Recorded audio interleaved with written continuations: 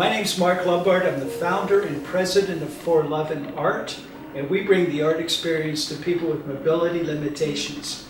And we're here today at the village of Maple Shade in Plano, Texas, with Evelyn, Betty, and Bruce. Thank you all for coming and consenting to this interview. We just finished a presentation of celebrating the art experience. And Evelyn, what did you think of that?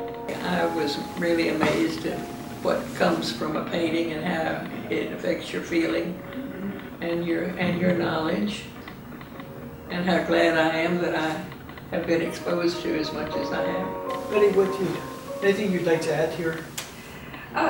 The same thing. When you're doing art, it comes from your feelings as much as your vision, but it brings back memories and also thoughts that will come from beauty. Yes. How about you, Bruce? Marvelous. It was just a pleasure to be able to see good, interesting art.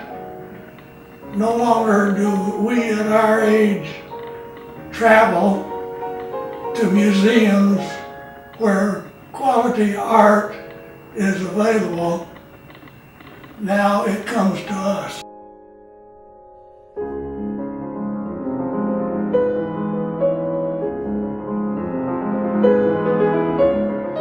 Hello, Margie. How are you? I'm fine, thank you. How are you? I'm awesome. We just sat through a presentation of For Love and Art. We went to the Great Hermitage Museum in St. Petersburg. Some of the most important paintings in the world are there.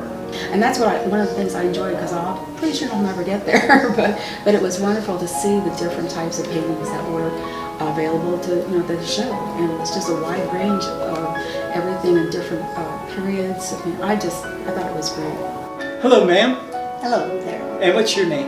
Betty Lou. Betty Lou? Stewart. Betty Lou Stewart. It's good to see you again, Betty Lou. Good to see you always. Thank you. We just sat through a presentation of For Love and Art.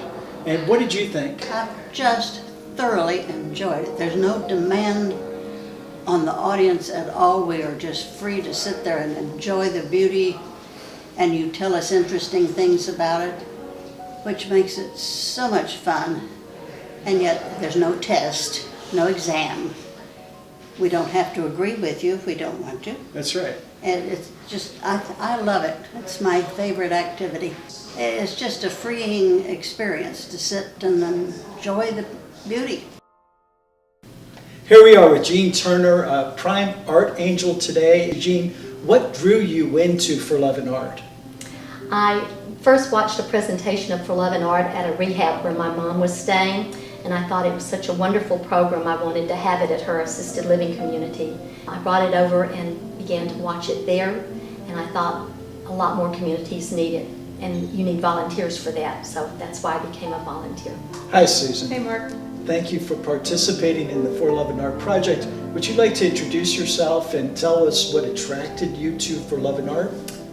Sure, my name's Susan Hines. I'm a former teacher, and I was looking for something to do on my own. So I went to the Volunteer McKinney website and saw the request for Art Angels. It was a perfect match for my interests and also my abilities. Hi, Amanda. Hi, Mark. Thanks for coming out and being part of this videotape. Thank you. It's a pleasure. And what are you getting personally out of your participation? Just being able to share these wonderful pieces and memories and observations of the artwork is, like I said, it really pushes me to be a better artist myself, because I would love to invoke these sort of emotions in people who look at my artwork too.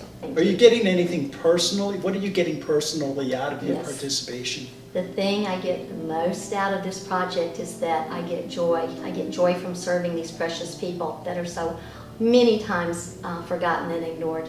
Why do you think teachers would be exceptional art angels? Well, as I said before, a lot of teachers have experience in art, either teaching it themselves or watching the art teacher come in and present lessons about art. And ourselves, we're able to speak with large groups, project our voices, ask questions, elicit responses.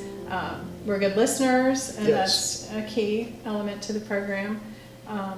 We're responsible and organized, so those are good volunteer characteristics as well. What do you see as the particular challenges for this project going forward? I think our number one need right now is more volunteers.